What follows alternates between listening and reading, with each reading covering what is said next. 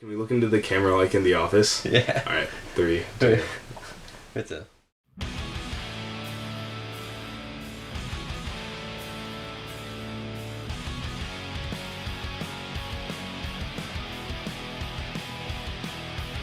Hey, I'm Grant and I sing.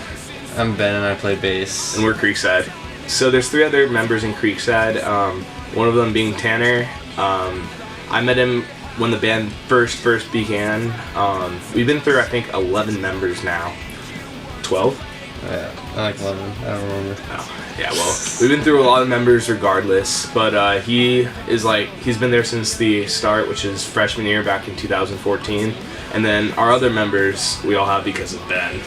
Yeah, I met Brandon through like a mutual friend. Somehow he got my number on Fade. And then Brandon used to be in a band with Riley. And then somehow we just all got together. Yeah, it just kind of happened. We're kind of weird about genre. We don't really like to sit in one place necessarily. We really try hard to make every song sound different.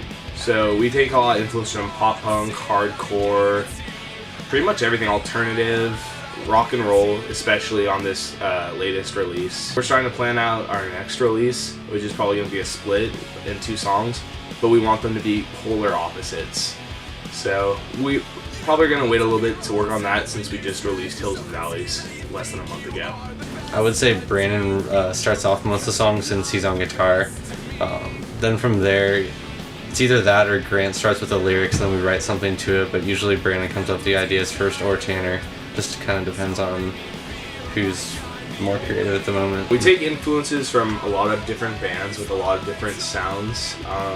Personally, I take a lot of influence from The Story So Far. It's really cool because they're from my hometown and I've been following them for a while.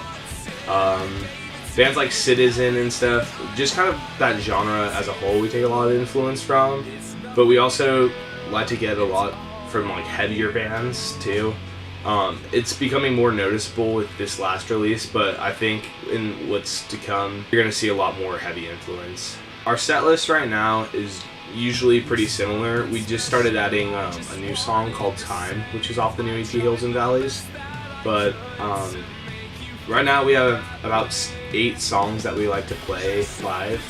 And what we usually do is we just switch them around, usually the order. You know, we try to play around with the flow, like to catch a certain mood with each song that we play. Being as an Ocean was definitely like a peak so far.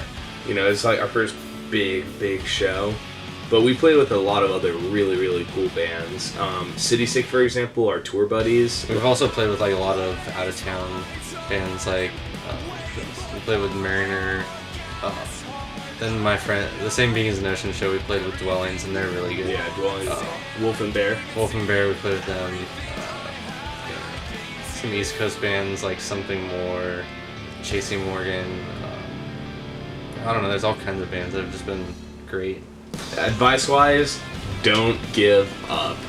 Like, that is definitely the biggest thing, because I never ever expected to even be this far. Winter of 2014, there was like a small period of time where there was only me and Tanner, and luckily we bumped into Ben at like Sutter Hall cafeteria, and that's kind of how everything somehow worked out. In the end, you know, the results are starting to show. So definitely just keep your head up and keep doing it. It's definitely a harder scene to get a following in, I guess, as like a full band as opposed to like a DJ or like EDM kind of producer.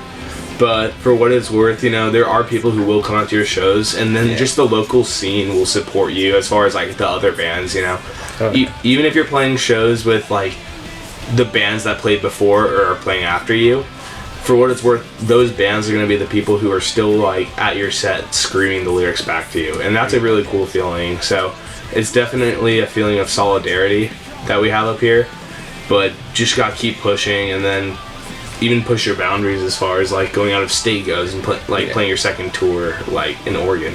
I guess I would just also add, just go to local shows a lot, because that's how you're going to meet people.